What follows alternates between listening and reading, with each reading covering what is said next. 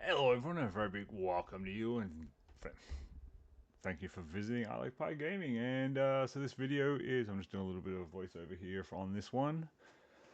So I was in PEI for a couple of days, and basically this is a trip across Canada's longest bridge, and the longest bridge that is over ice-covered water, because during winter you do get ice flows through this bridge.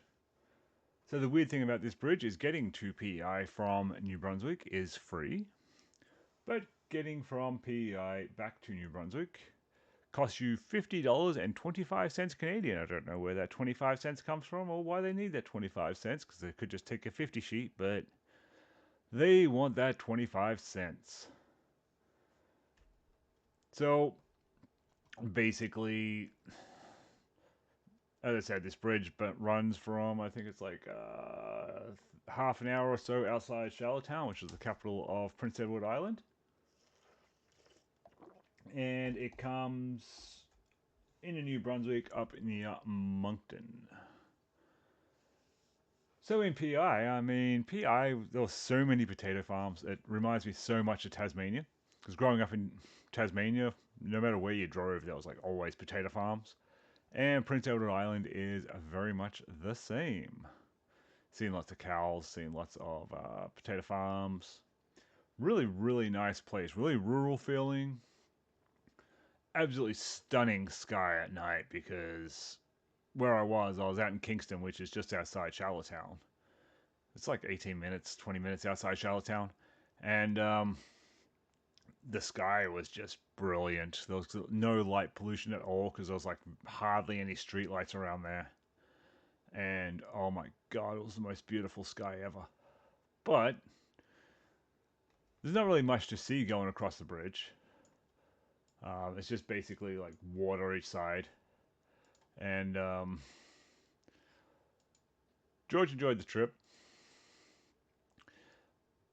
The bridge scared the hell out of me just because it's only two lanes. It's a 80 kilometer, 50 mile an hour speed limit. And they do have to shut down the bridge a couple of times during winter. Basically, if the winds get too high, they'll close it to trucks. If it gets too icy, or where it's only two lanes, if there's an accident, it can close the bridge for a while.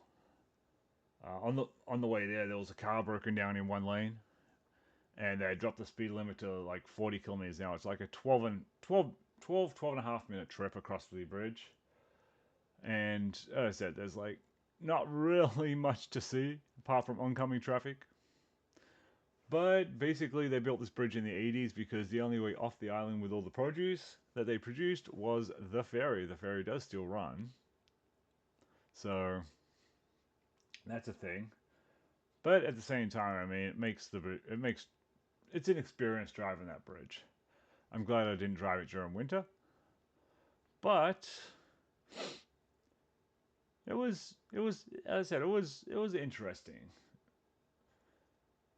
I think it's an experience that is good to have, and it's one of those things that now I can say I've done it. I drove the Confederation Bridge. So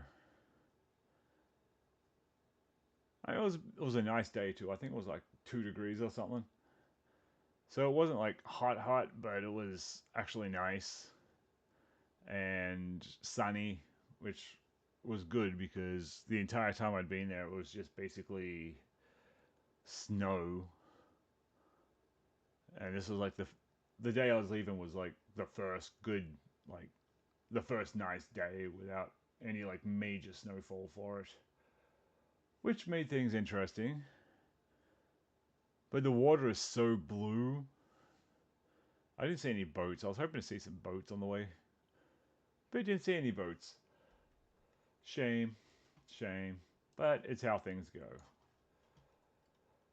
So the bridge has, what is it? It's a cantilever bridge with post-tension concrete box girder structure. And it rests on 62 piers, of which 44 are main piers and are 250 meters or 820 feet apart.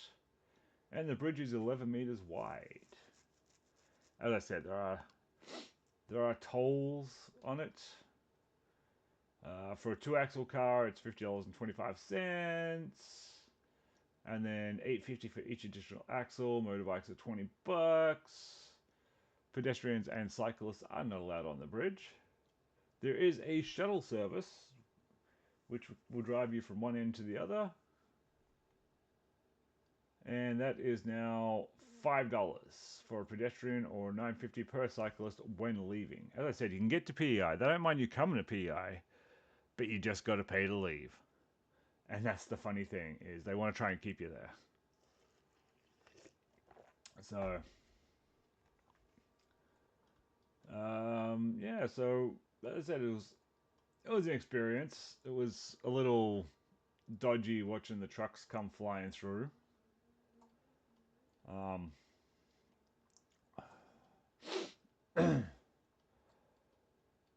But yeah, so as I said, they built this just basically for the whole reasoning of pushing through, makes it easier for transport.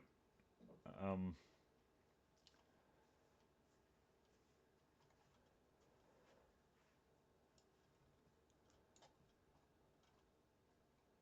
but yeah, so there's a whole bunch of streetlights. There's a whole bunch of as you go along, there's like little signs that are up there showing if there's an accident or something. If there's a car stopped on the bridge, there's like little like telephone boxes, so that you can call in and say, "Hey, I'm stuck," and then they can put up a notice on the bridge, and as I said, then they'll drop that down to like 40 or 50 kilometers an hour, just so that you don't go bone up somebody's backside there in the car. They were a little bit.